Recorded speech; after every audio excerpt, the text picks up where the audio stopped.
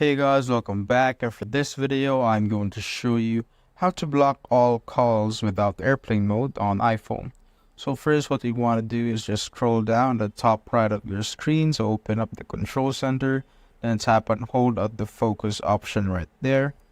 Tap and hold and this will open, and tap on the three dots here, the do not disturb option. This will pop up, and go to settings. Once you're there, this will pop up again.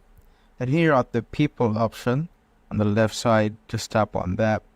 This will pop up, and at the very bottom right here you will see phone calls and allow calls from everybody. Here you can tap on the everybody option right there, and you can set it to allow people only, favorites, or contacts only. Let's say you're just gonna put it to allow people only, and you could add people right here, but if you don't want anyone to call you, you can just leave it like that, so that no calls or all calls will be blocked without airplane mode.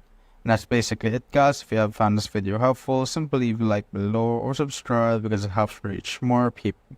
See you on the next one.